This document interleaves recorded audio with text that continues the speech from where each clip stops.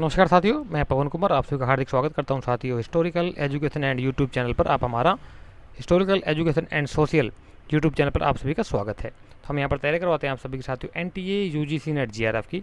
तो net GRF के साथ साथ साथियों आप हमारे साथ मिलकर के तैयारी कर सकते हैं TGT, PGT, first grade, second grade, DSSB, NVS, KVS, CTET, HTET, super TET, UP TET, ठीक है, पीसीएस, यूपीएससी और असिस्टेंट प्रोफेसर के एग्जाम्स कॉलेज कैडर के लेकर के से संबंधित और आपका स्कूल लेक्चरर से संबंधित किसी भी क्या बोलते हैं आपका हिस्ट्री विषय के किसी भी कम्पिटेटिव एग्जाम पूरा करने के लिए आप हमारे YouTube channel historical education social को ज्वाइन कर सकते हैं। ज्वाइन करने के लिए आपको वीडियो के नीचे डिस्क्रिप्शन बॉक्स में लिंक मिल जाएगा, वहाँ से आप ज्वाइन हो सकते हैं। यूट्यूब चैनल के साथ ही अलावा साथियों हमारा एक टेलीग्राम चैनल भी है, history sorry UGC history UGC net slash filler forum करके हमारा एक यूट्यूब चैनल है, उसके और टेलीग्राम चैनल है, उसके ऊपर उसको भी आप ज्वाइन कर सकते हैं।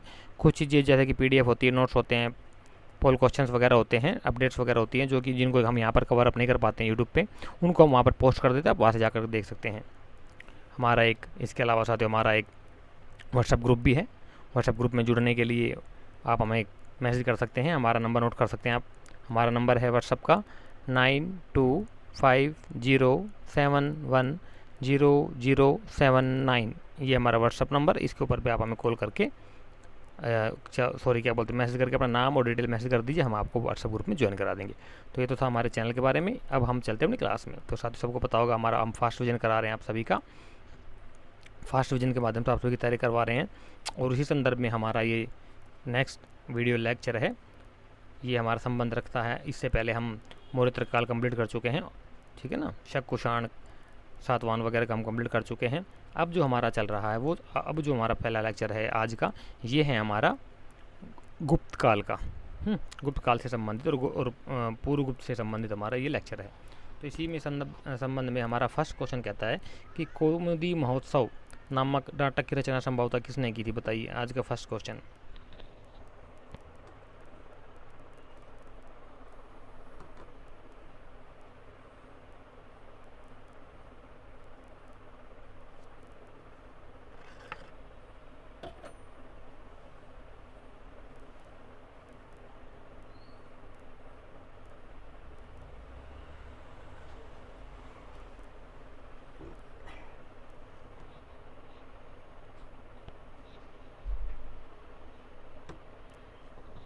तो क्वेश्चन नंबर फर्स्ट का जो राइट आंसर होगा साथी वो होगा आपका ऑप्शन नंबर थर्ड, वज्जिका, इन्होंने की थी कौमुदी महोत्सव। हाँ, कहता है कि गुप्तकालीन सिक्कों का अध्ययन किसके द्वारा किया गया, कौन से विद्वान थे, हिस्टोरियन थे जिन्होंने गुप्तकालीन सिक्कों का अध्ययन किया और उसके ऊपर फिर उन्होंने अपनी रिपोर्ट दी, लेखने लिखी, बुक्स वगैरह लिखी, राइटिंग्स लिखी।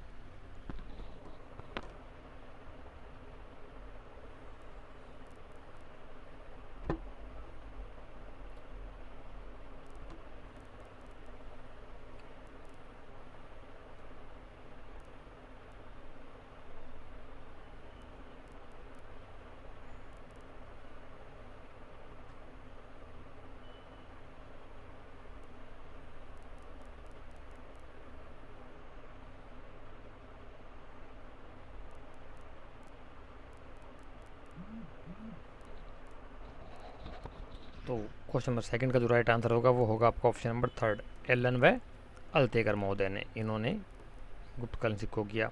और बुक लिखी क्या, catalogue of coins of Gupta dynasty, पुस्तक एलन की है ये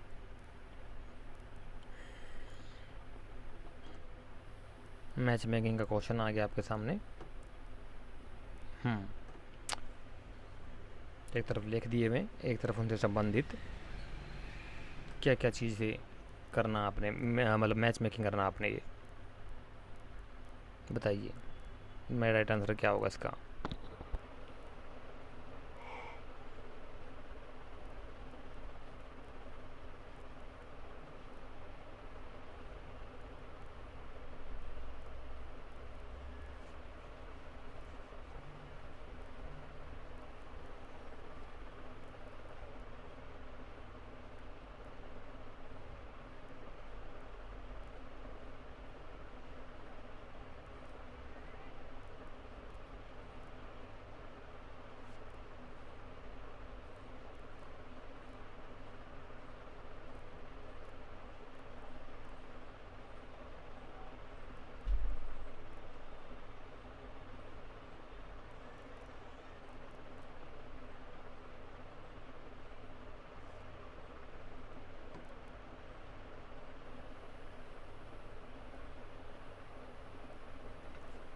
इस क्वेश्चन का जो राइट आंसर होगा साथी वो होगा आपका ऑप्शन नंबर 2। मुझे बिल्कुल पता था, वही मेरा बिल्कुल अंदाजा सही निकला, वही मैंने सोचा वही हुआ।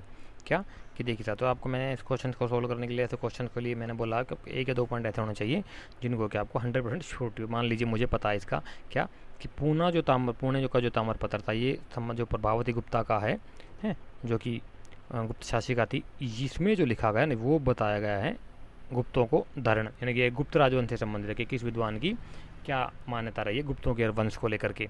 तो धरण गोत्र का बताया इसने अपने आप को, गुप्ता प्रभावती गुप्ता ने। ठीक है, सी का थर्ड सॉरी सी का फर्स्ट आ गया, तो सी का फर्स्ट देख लीजिए आप, इसमें कहाँ है, एक ही है ये, तो ये हमारा राइट आंसर हो जाएगा। ए का 4 सिरपुर लेख आपका चंद्रवंशी क्षत्रिय हो जाएगा। ठीक है, बैठ 2 मिनट, अभी जरा मैं वीडियो बना रहा हूँ, चल रहा है। हाँ हाँ बैठो, तो 10 मिनट टाइम लगेगा अभी। ठीक है, और पी का 4, हाँ हाँ हाँ, हो आओ, ठीक है। सिरपुर लेक आपका चंद्रवंशी है,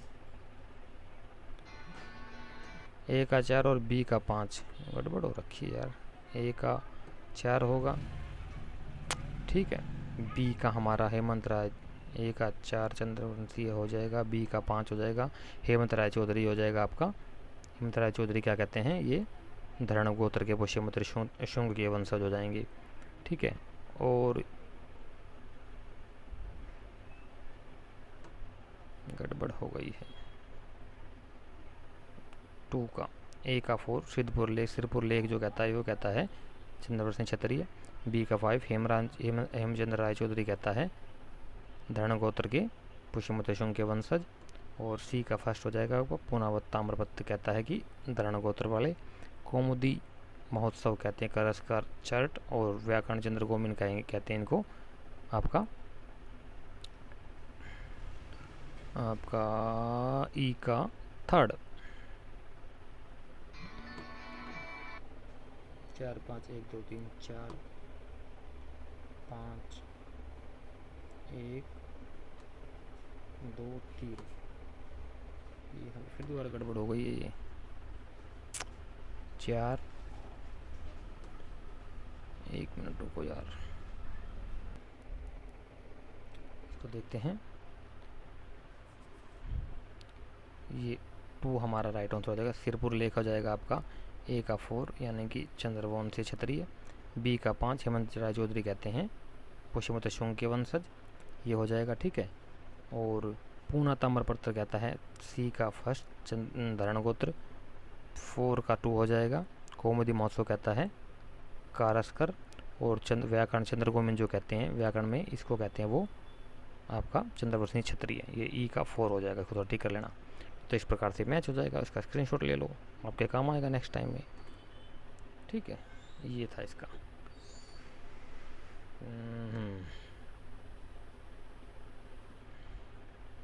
आगे कहता है कि किस विद्वान के अनुसार मगध पर लक्ष्मियों का शासन था, गुप्त इनके सामंत थे। ऐसी धारणा किन के बारे गुप्तों के बारे में किन विद्वान की है, बताइए।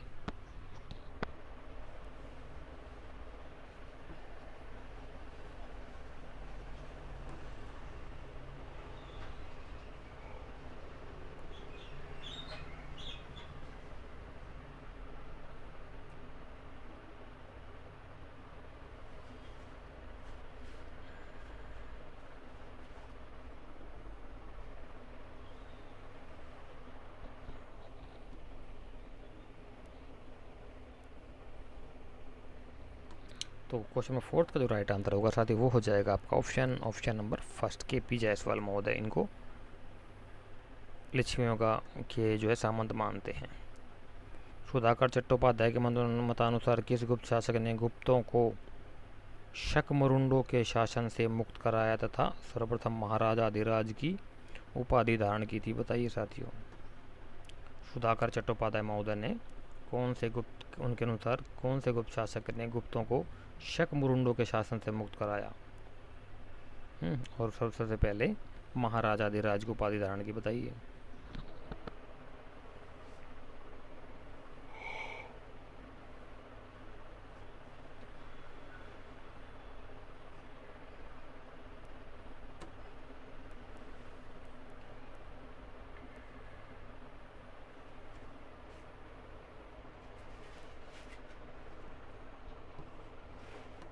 तो इस क्वेश्चन का जो राइट आंसर हो जाएगा वो होगा आपका ऑप्शन नंबर 2, चंद्रगुप्त प्रथम। ये वास्तविक संस्थापक माना गया है। वैसे देखा जाए तो संस्थापक श्रीगुप्त को माना गया है। गुप्त साम्राज्य का 240 AD 240 में इन्होंने स्थापना की थी, लेकिन ये पूर्ण रूप से स्वतंत्र बड़े शासक नहीं थे। चंद्रगुप्त प्रथम शासक थे, इन्होंने महाराजा और महाराजाधिराज की उपाधि धारण की थी। वास्तविक संस्थापक माने गए हैं। 319 AD से इनका शासनकाल प्रारंभ होता है, यहीं से इन्होंने गुप्त संवत की शुरुआत की थी। आगे कहता है कि किस ग्रंथ में लिच्छवियों को व्रात्य धर्मच्युत कहा गया है, मतलब धर्म से अलग हटे हुए, यानी कि अपने रास्ते धर्म के ऊपर नहीं, धर्मच्युत कर देना मतलब धर्म से हटा देना या धर्म से हटे हुए। ऐसा कहा गया। कौन से ग्रंथ में कहा गया लिच्छवियों को व्रात्य का अर्थ हो धर्मच्युत, मतलब धर्मच्युत का मतलब होता धर्म से हटा हुआ, जो धर्म पर अपना स्थिर नहीं है, ऐसे शासक।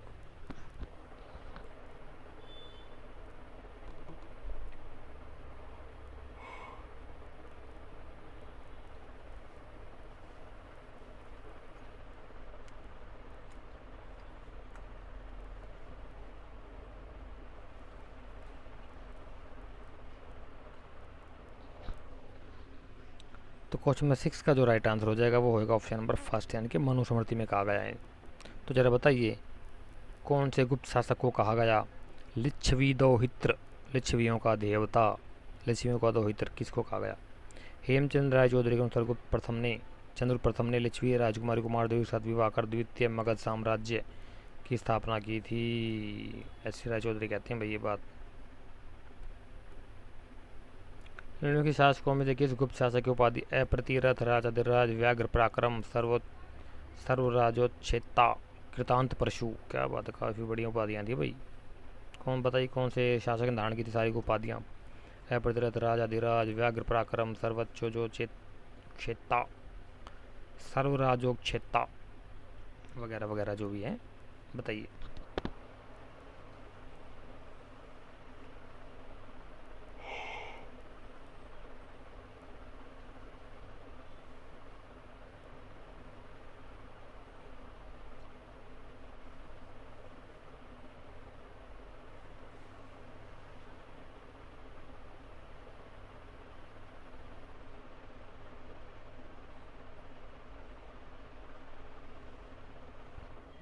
क्वेश्चन नंबर 7 का जो राइट आंसर होगा वो होगा आपका ऑप्शन नंबर 2, समुद्रगुप्त ने। बहुत पराक्रमी राजा था। तो जरा बताइए समुद्रगुप्त को भारत का नेपोलियन किसने कहा? आज के लिए एक और सवाल आपके लिए। समुद्रगुप्त के किस प्रकार के सिक्कों से उसकी गंगा घाटी विजय इंगित होती है, मतलब प्रति उसके कौन से सिक्के ऐसे हैं जिनसे कि अनुमान लगाया जाता है कि उसने गंगा घाटी को विजय जीत लिया था?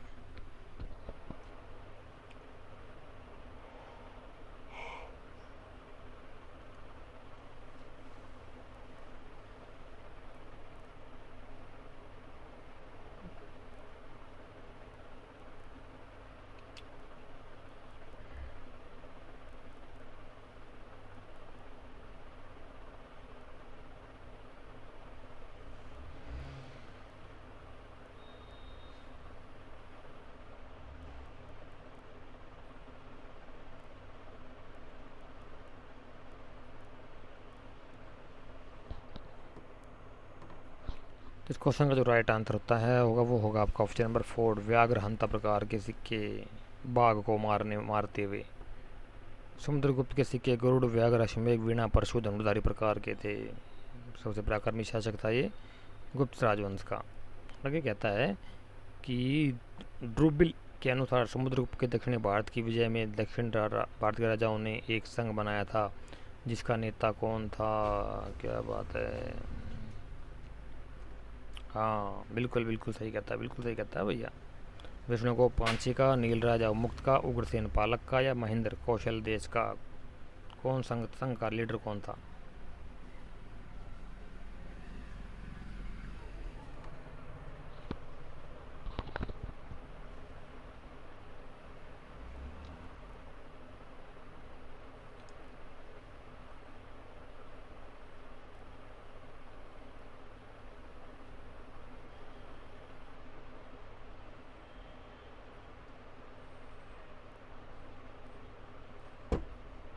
तो इस क्वेश्चन का जो राइट आंसर होगा साथियों वो होगा आपका option number first Vishnugupta Kanchi का, ये एक्सप्लेनेशन में देख लेना अपना इसका। कहता है कि डुबलिल के अनुसार इस दक्षिण भारत के संघ ने समुद्रगुप्त को कोल्लर झील के पास पराजित भी किया था। अच्छा जी।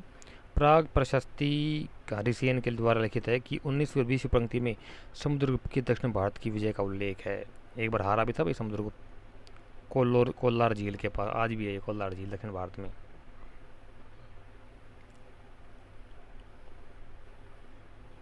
फिर से आपका मैच मेकिंग का क्वेश्चन आया है।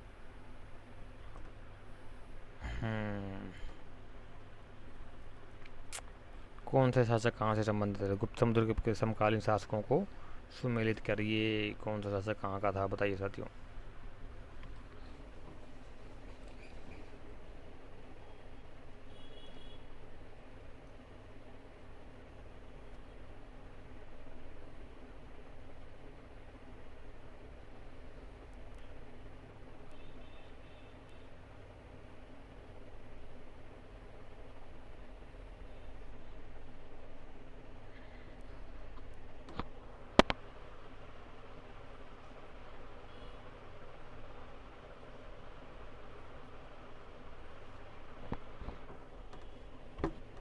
तो इस क्वेश्चन का जो राइट आंसर होगा साथियों वो होगा आपका ऑप्शन नंबर 4, 2 4 3 1, यानी कि ए का सेकंड हो जाएगा।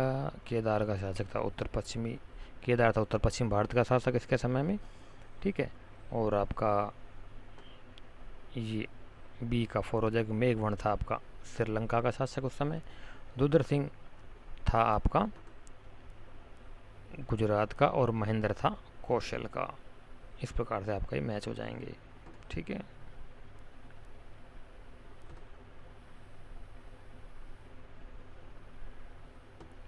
नेक्स्ट क्वेश्चन कहता है क्या कि किस ग्रंथ में समुद्रगुप्त नाम चंद्र प्रकाश मिलता है, बताइए साथियों।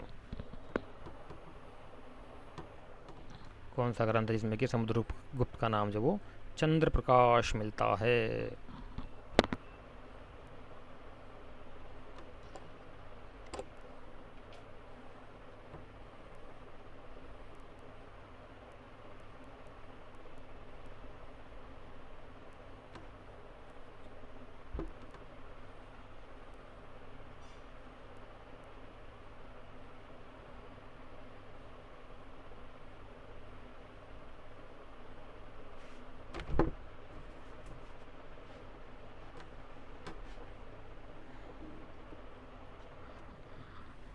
तो ये जो है इसका जो राइट आंसर होगा वो हो जाएगा आपका ऑप्शन नंबर 2, यानी कि काव्यालंकार सूत्र वामन के द्वारा लिखा हुआ।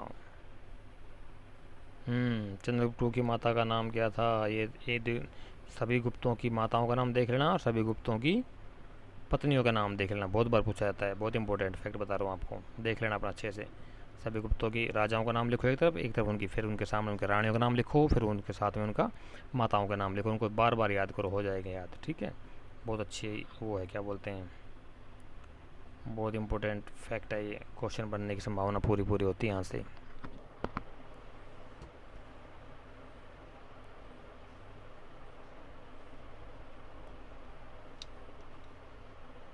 तो क्वेश्चन नंबर 12 का जो राइट आंसर होगा साथ ही वो हो जाएगा ऑप्शन नंबर 3, यानी कि दत्त देवी। अरे अरे अरे रुक जाओ भैया, क्या नाम था इनकी माता का नाम? दत्ता देवी। समुद्रगुप्त ने चंद्रगुप्त टू को अपना उत्तराधिकारी मनोनीत किया था। अच्छा जी, ठीक है। चंद्रगुप्त टू बोले तो चंद्रगुप्त विक्रमादित्य। रुक जाओ यार, आगे कहता है कि दक्षिण पूर्व एशिया के जावा का कौन सा शासक समुद्रगुप्त का वंशज मानता था? एशिया के जावा कौन सा समुद्रगुप्त का वंशज माना जाता है? अच्छा अच्छा, दक्षिण, ये कहने का मतलब ये है कि दक्षिण पूर्व एशिया, जावा जावा जावा जो मलेशिया के अंदर है, मेरे जावा और सुमात्रा 2 आइलैंड है ना, वहाँ तक हमारे वो था, क्या बोलते हैं, उपनिवेश। यहाँ के शासक थे, वहाँ तक का कर टैक्स यहाँ पे आता था। जैसे चोलों ने बनाए थे ना अपने उपनिवेश, शैलेंद्र राजाओं ने, तो वहाँ पर वो बहुत बार बुद्धि वो बना दी, विहार बनाए, तो वहाँ बहुत ज़्यादा कंस्ट्रक्शन काम करवाया शैलेंद्र राजाओं ने। तो कंबोडिया का जैसे कि मान लीजिए वो है मंदिर बनवाया था शैलेंद्रों ने, 8वीं 9वीं शताब्दी की बात है। तो इसी प्रकार से गुप्तों का भी वहाँ पर शासन था। तो वहाँ का शासक जो था, जावा का कौन सा समुद्र शासक था जो कि समुद्रगुप्त को अपना वंशज मानता था? कौंडिन्येश्वर, ईश्वरपाल, सूर्यवर्मा वन, सूर्यवर्मा टू। तो क्वेश्चन नंबर 13 का जो राइट आंसर हो जाएगा वो होगा आपका ऑप्शन नंबर 2, ऐश्वर्यपाल। ये मानता था अपने आप को समुद्रगुप्त का वंशज।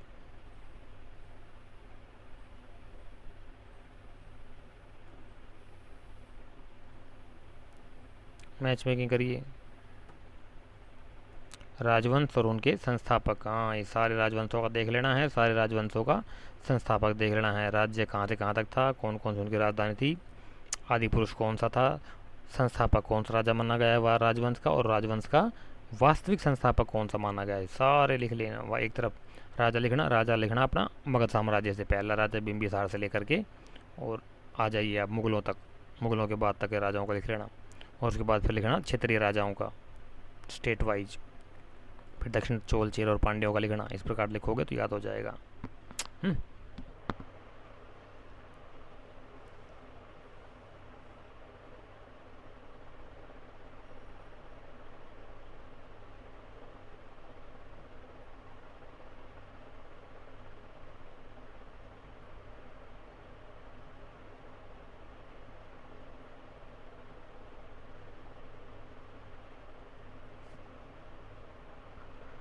तो इस क्वेश्चन नंबर 14 का जो राइट आंसर होगा वो होगा आपका ऑप्शन नंबर 4। इट मीन्स 4 बोल 3 4 2 1, यानी कि वा का टक्का हो जाएगा वह आपका विंध्य शक्ति। ठीक है, आबिर वंश का संस्थापक हो जाएगा आपका ईश्वर सेन। इक्ष्वाकुश वंश का संस्थापक हो जाएगा सी का 2 यानी कि श्री शांतमूल, और कदम वंश का संस्थापक होगा आपका मयूर शर्मन। इस प्रकार से आपका मैच हो जाएगा। स्क्रीनशॉट ले लिया करो, रेफरेंस के तौर पर आपके फ्यूचर में काम आता है। ये लो, ये डिटेल आ गई इसकी। आबिर वंश के साथ ईश्वर पढ़ लेना यार खुद ही। मैं थोड़ा इसको दिखा देता हूँ कि आप स्क्रीनशॉट कैसे लेना है इसका। ऐसी चीज़ों का ना थोड़ा ध्यान दिया करो, उन चीज़ों के ऊपर इम्पोर्टेंट होती हैं, एग्ज़ाम के पॉइंट ऑफ व्यू से बहुत ज़्यादा इम्पोर्टेंट होती है चीज़ें। आ नहीं रहा ये।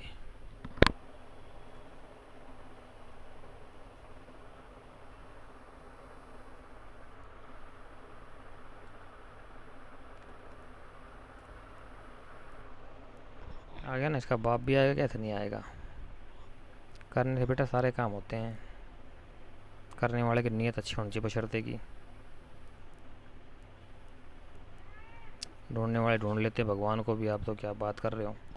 गुप्त शासक तथा उनकी उपाधियों को सुमेलित कीजिए। कौन से शासक की कौन सी उपाधियाँ थी बताइए।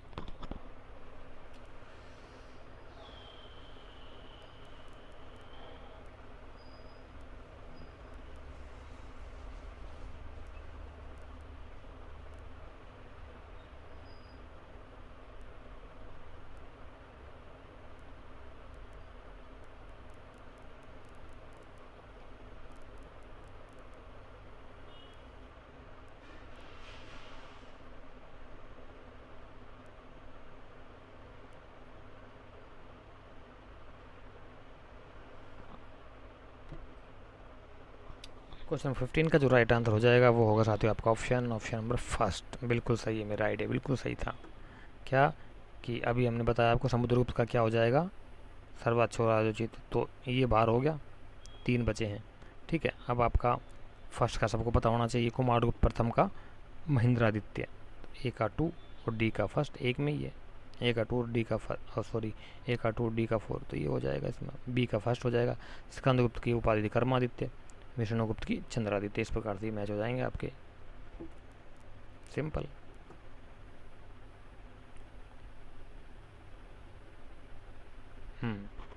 किस अभिलेख में घटोत्कच को गुप्तवंश का प्रथम शासक कहा गया है बताइए। ये था आपका पहला शासक था श्रीगुप्त, उसके बाद घटोत्कच गुप्त, उसके बाद आपका कुमारगुप्त फर्स्ट। ओह चंद्रगुप्त प्रथम था शायद, हाँ चंद्रगुप्त नहीं था, 319 में वो शायद ना। 240 से 280 के बीच में श्रीगुप्त रहा था, उसके बाद आपका घटोत्कच गुप्त आ गया था, उसके बाद फिर आपका कुमारगुप्त चंद्रगुप्त प्रथम आया था। पता है राइट आंसर क्या होगा इसका, कहाँ पर उल्लेख मिलता है इसका।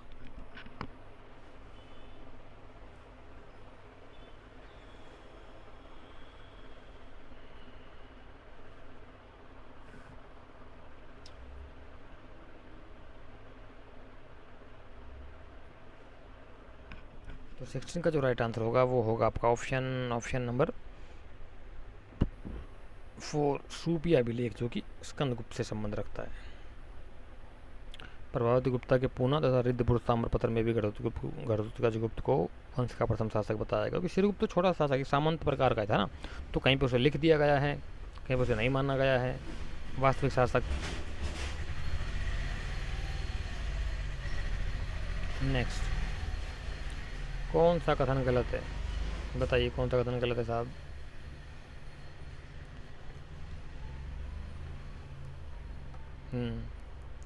एक दो तीन चार, चार में से कौन सी गलत है?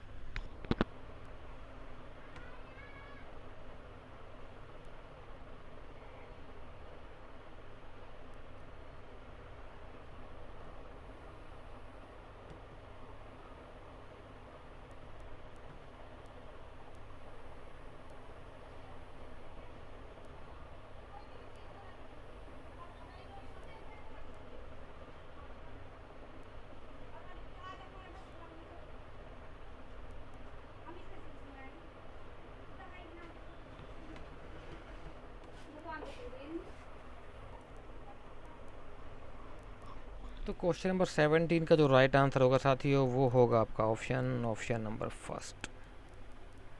19वीं और 20वीं पंक्ति में है आपका समुद्रगुप्त की दक्षिण विजय का, तो इसका ये गलत हो जाएगा, ये हमारा राइट आंसर होगा।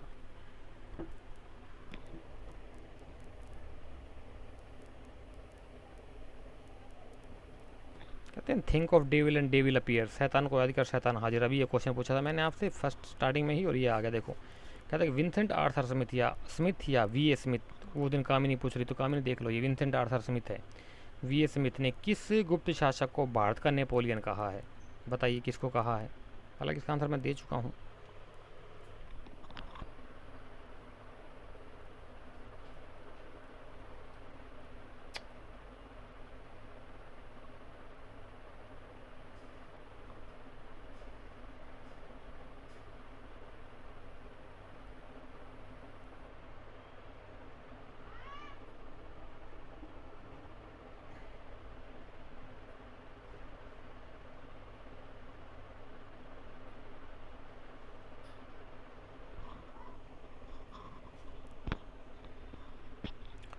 और तो इसका जो राइट आंसर होगा साथियों, इसका होगा, आपका पता, सबको पता होगा इसका तो यार, समुद्रगुप्त था, भारत का नेपोलियन। नेट का क्वेश्चन है, इंपॉर्टेंट है।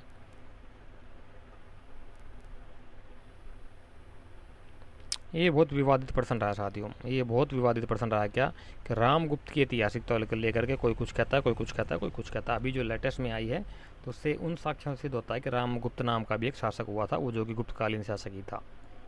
तो इसमें क्या कहता है कि रामगुप्त का साक्ष्य जो है, किसी साक्ष्य के द्वारा रामगुप्त की कथा का वर्णन नहीं मिलता है।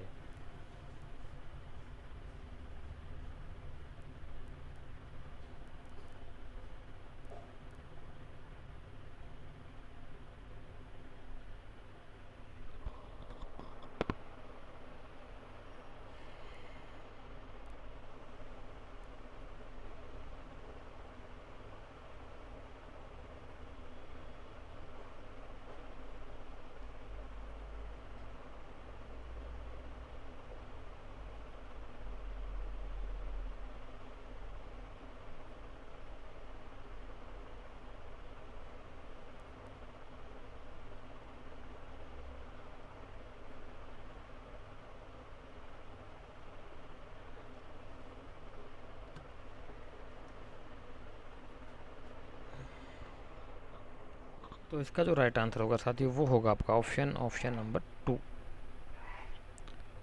कथा सरित सागर आर्य मंजूश्री कल्प। इसमें इनमें दोनों में उल्लेख नहीं मिलता हमें, बाकी तीनों मिलता। आगे कहता है कि बिलसत एरण से रामगुप्त की 6 मुद्राएं मिली हैं।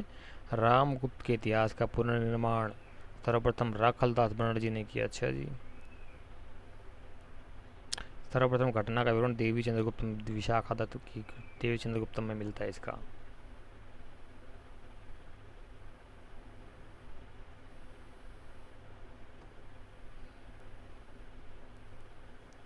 कहता है कि नेक्स्ट क्वेश्चन,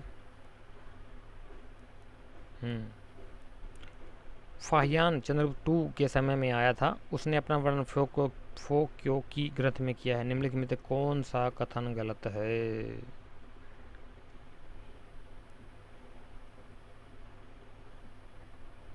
सिंपल क्वेश्चन है, बता सकते हो।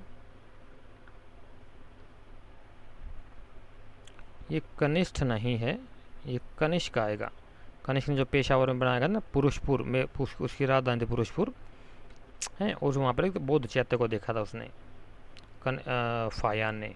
चांडाल चंडाल का उल्लेख किया, समाज से बहिष्कृत, जो कि समाज से बहिष्कृत थे, लेन देन के माध्यम कोड़ियाँ थी। उसने पाटलिपुत्र में चंद्रगुप्त विक्रमादित्य का राज्य प्रसाद देखा और कहा इसका निर्माण दैत्यों द्वारा किया गया था। या फिर चौथा, फायन के द्वारा अनुसार लोग घरों में ताला नहीं लगाते, ना ही मांस मदिरा प्याज लहसुन उपयोग करते हैं। उसने कहीं पर भी गुप्त शासक का उल्लेख नहीं किया है, गुप्त सम्राट का नाम का उल्लेख नहीं किया है। तो पता साथ कौन सा कथन जो है वो गलत इन चारों में से? सिंपल क्वेश्चन है यार, बता सकते हो। इसका राइट आंसर होगा ऑप्शन नंबर थर्ड होगा। सिंपल, ये दैत्यों द्वारा नहीं, कि देवताओं द्वारा किया गया था। पहले पढ़ा चुका हूँ, थ्योरी में भी, एमसीक्यू में भी। फाहियान ने पाटलिपुत्र में अशोक के राजमहल को देखा था भाई, अशोक का राजमहल देखा था उसने फाहियान ने। और दैत्यों द्वारा ये भी गलत है कि दैत्यों द्वारा नहीं कहते, देवताओं के द्वारा उसको लगा था कि देवताओं द्वारा निर्माण किया गया है।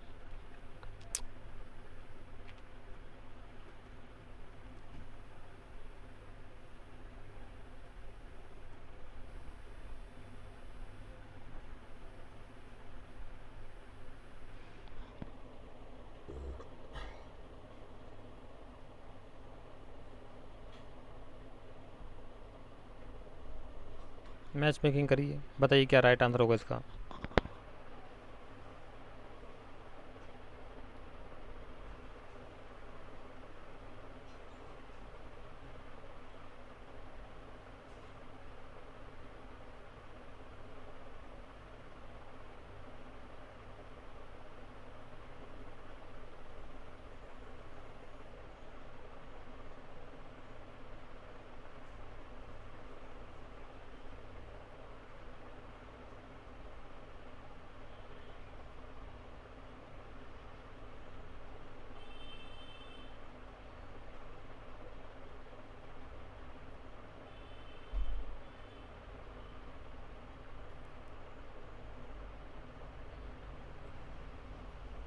ये चंद्रगुप्त टू से संबंधित है चीज़ें जो लिखे हुए ना, ये जो लेख हैं ये चंद्रगुप्त टू से संबंधित है। तो इसका जो राइट आंसर होगा सबको पता होगा, दिल्ली का जो है मेहरौली लोह स्तंभ लेख, उसमें वाहलीक विजय का उल्लेख मिलता था। ए का फर्स्ट हो जाएगा, ए का फर्स्ट, ये दोनों बाहर हो गए, ये दोनों बचे हैं। अब इनमें देखते हैं अब आगे क्या कहता है। बी का मथुरा स्तंभ लेख, इसमें थर्ड आ जाएगा बी का। शक विजय व पाशुपत उदिताचार्य को उल्लेख, इसका थर्ड आ जाएगा। शक विजय वह नहीं, वह आएगा, वह पाशुपत मतलब शैव धर्म को जो मानने वाले आचार्य थे उनको पाशुपत कहा गया। उसका एक आचार्य थे जिसका नाम उदिताचार्य का उल्लेख मिलता है। गढ़वा शिलालेख में परम भागवत तथा दिनार का उल्लेख मिलता है, सोने के सिक्के को दिनार बोला गया, सबको पता होगा। और सांचे गुफा लेख में आम्रकार विहार, आम्र का देव जो है विहार, उसका बौद्ध संघों को दान देने का उल्लेख मिला है। ये आम्र गलत लिखा हुआ, आम्र ऐसे आएगा, आम्र का देव बौद्ध विहार, इस प्रकार से। ठीक है। गुप्त लेखों के शासक को तत्परिग्रहित कहा गया है, बताइए किसको कहा गया है तत्परिग्रहित?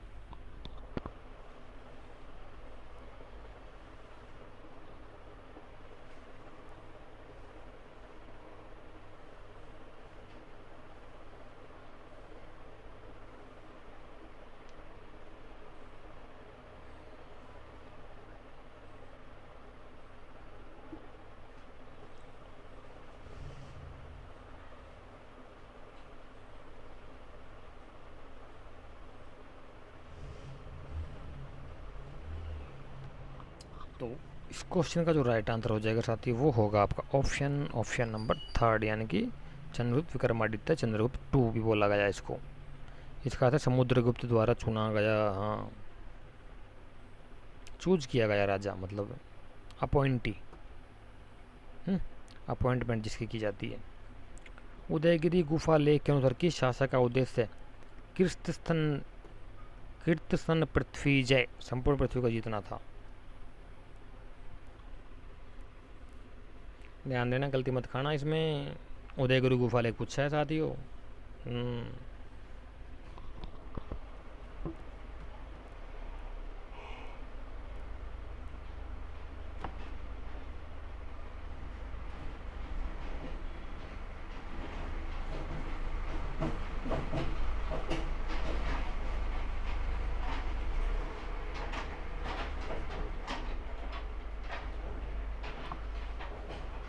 तो 23rd का जो राइट आंसर हो जाएगा वो हो जाएगा आपका ऑप्शन नंबर 2, चंद्रगुप्त विक्रमादित्य। आ गया ना, उदयगिरी गुफा लेक की बात हो रही है। क्वेश्चन नंबर, समुद्रगुप्त विजयों का उद्देश्य धरणी बंद था। ठीक है, गुप्त शासक तथा उनकी माताओं का नाम, ये लो ये आ गया, मैंने बोला था ना गुप्त शासक माताओं का नाम, उनकी रानियों का नाम लिख लो, इंपॉर्टेंट है, ये आगे पूछ लिया आपसे। बताइए कौन से राजा की माता का नाम क्या था।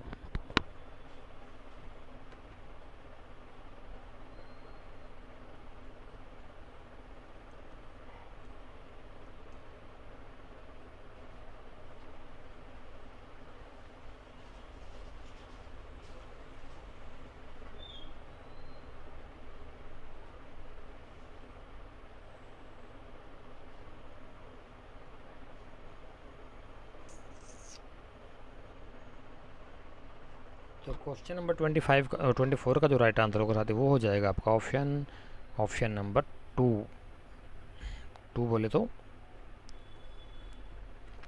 ए का थर्ड समुद्रगुप्त हो जाएगा आपका कुमार देवी का बेटा।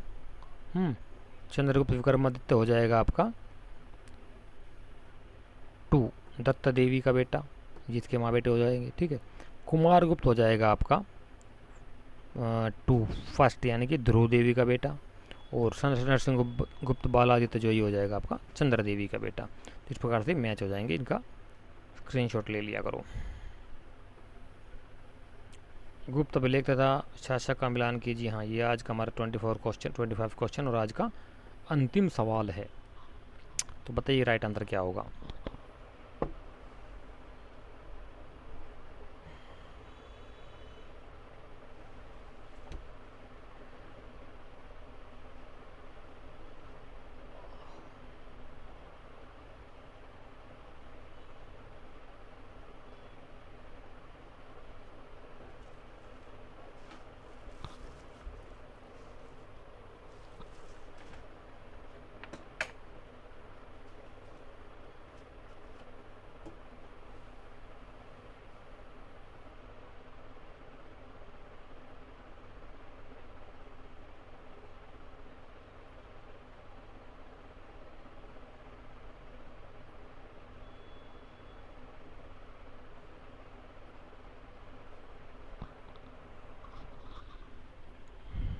तो इस क्वेश्चन का जो राइट आंसर होगा साथी वो हो जाएगा आपका ऑप्शन नंबर 4। देख ही सकते हो ऐसे ऑप्शन में क्या है, इनमें 2 कथन चले एक साथ दिए हुए, क्या कि आपका सबको पता होगा प्रयाग प्रशस्ति जो है समुद्रगुप्त की है, बिल्कुल राइट है।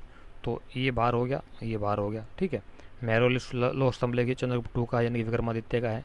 तो अब इन दोनों में से एक हो जाएगा, लेकिन 4 डी का 4 ये भी 3 है, सी का, और डी का 4 है। तब अब आगे कैसे चलेंगे। ठीक है, मंदसौर जो अभिलेख है वो कुमारगुप्त का, ये पता होना चाहिए आपको, सबसे अच्छा है। कहुम लेक अभिलेख चंद्रगुप्त का है। तो ये ऑलरेडी इस मैच में क्या है, तो इसका 4 जो है वो आपका राइट आंसर हो जाएगा क्वेश्चन नंबर 25 का।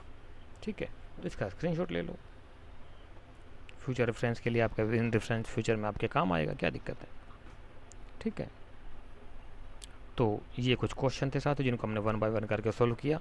नेक्स्ट वीडियो में आपसे फिर दोबारा मुलाकात होगी। अब हमने गुप्तोत्तर और वर्धर वंश को लेकर के आएंगे, तो आप लोग भी देख लीजिए, फिर हम नेक्स्ट वीडियो पे इसमें डिस्कशन करेंगे। तब तक के लिए आप सभी का धन्यवाद क्लास अटेंड करने के लिए। Thank you so much. जय हिंद और जय भारत।